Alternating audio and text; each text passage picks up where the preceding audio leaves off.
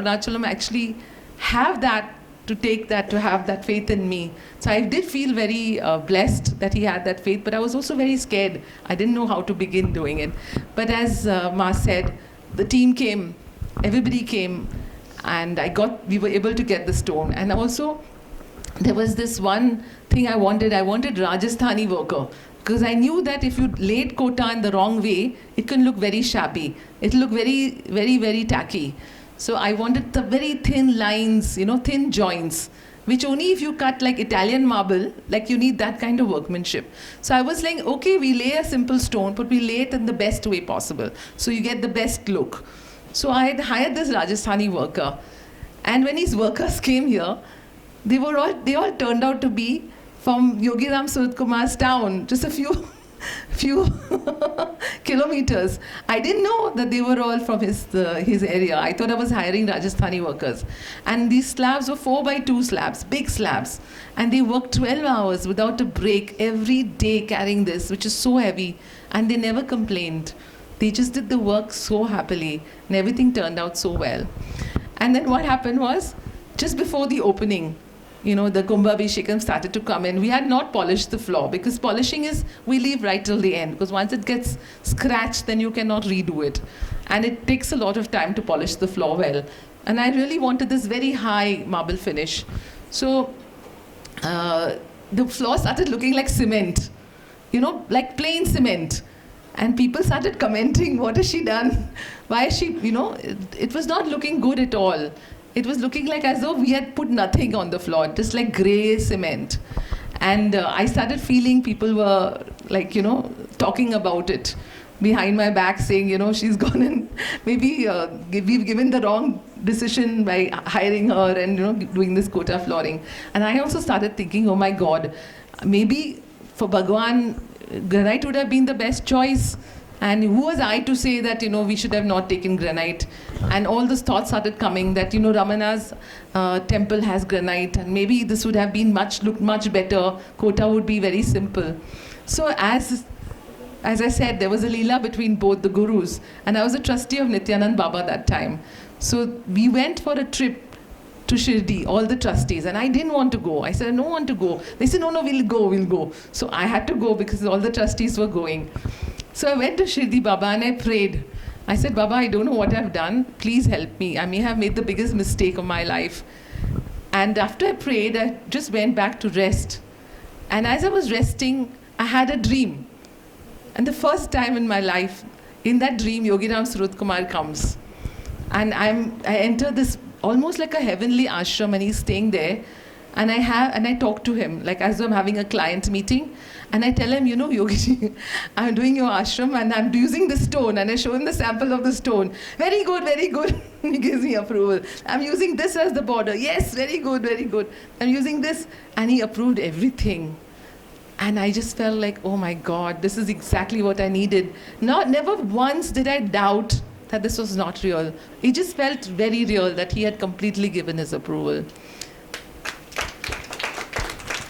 And so as it is in history, the flooring got polished and it looks beautiful. And after 10 years also it retains its shine. So this is the way that the Guru guides us. I never even met him. I met him only once. That too I never had a conversation. But he's become so much part of my life. Each time they test you. And they make you go through so much of purification that you have no option but to let go of your ego. Now when I see this flooring, I sometimes feel I've not done it. It never happened through me. Although people say it, but I just feel like it happened only by His grace. We were just moved by Him. We were just bought and moved. Because this impossible task cannot happen without the grace of God. And similarly in Nityanand Baba, recently for 3 years, I did a very big project, 30,000 square feet. And it was this Bal Bhojan project. We made it into a Bal Bhavan. We said, let's make it a temple of learning for the children. Instead of just feeding them, let's teach them, let's give them vocational training. So this group of trustees, we had this vision. And I was telling them, let's make it. And they said, no, how can we do a project like this? Where will the money come from, as usual? I don't worry, the money will come, because I had so much experience. And it came out of my mouth, and I said, it'll be the best structure in the whole of Ganesh Puri. And they were looking at me like, what is she saying? And as it happened, the whole team came together.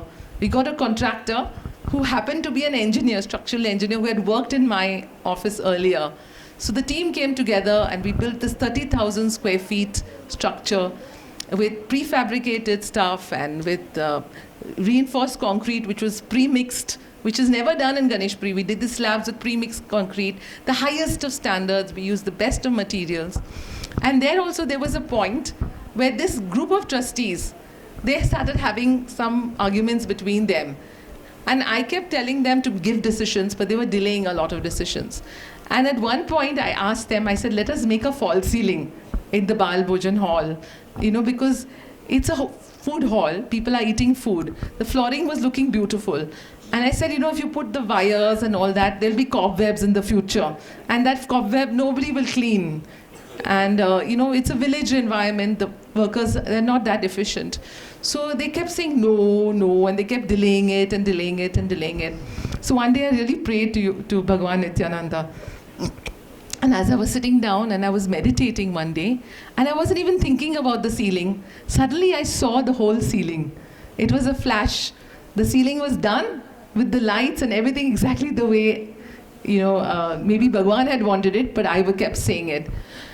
And this is one trustee who was always against the ceiling. It was, every time we would go for a meeting, he would say no, and this and that. And again, believe it or not, for some reason, that whole group of trustees was replaced. The charity commissioner changed the trustee board, and each and every trustee was removed. And for their own reason, nothing to do with me, but the beauty was, it had never happened before in Nityanand Baba's history of the ashram, because they always had a couple of old trustees. And the new trustees who came, they were completely open to it. And the person who convinced them to do it was that one trustee who was against it. He came for the first meeting and he told them, you know what? The false ceiling is going to look very good on his own. So it was like amazing, how the thing came. And also there I faced criticism because they said, I wanted to do some inlay and I wanted to make the hall look very beautiful. I didn't want it to just look, because I felt I was creating another temple. They said, no, the temple is fine. I said, no, this is a temple for the children. Let us make it as beautiful as the temple. So I want to do some inlay and I want to do some work so that it looks beautiful. And there was, again, she's trying to make it look posh. And I was using stone. I used very simple material. But finally, the new trustees, this Mr. Shenoy, they said, whatever you want, we're going to do it. And they did it, and the hall opened. And the day it opened, when the villagers came, they were so happy. They have never seen a hall like this in their lives. And to have that in their village, it was such a proud moment for all of us. So it is just my experience that it may just appear like small things, but at every step of the way, Swami Nityananda, I don't ever feel that they're not there, because they've been so much part of my life, guiding me, being, my clients, teaching me, my gurus. So it has been part of my life, and all I would like to end with now and say that Bhagawan Nityananda wrote, he gave very few teachings, he spoke very little. And he said, but there was one that really stood out for me, and he said, a true bhakta is not somebody who gives alms or gives money or gives food. A true bhakta is one who sees God in everybody, who doesn't see any duality, who treats all living beings as one. So this has been my mission, is to treat everybody, even the animals, to treat each other with love, because that's true bhakti. And we've seen this in the lives of both Bhagawan Nityananda and Swami Yogi Ramsuratkumar, Bhagawan Yogi Ramsuratkumar, that they treated everybody with love. It didn't matter whether you were rich or whether you were poor, whether you were a sinner or not. Everybody deserved their love. So if we can connect to the Wi-Fi and we can connect our smartphones, why can't we put that Wi-Fi to the supreme Wi-Fi, connect to God, and through that show love and compassion to all beings, help each other out, be concerned about the person next to you.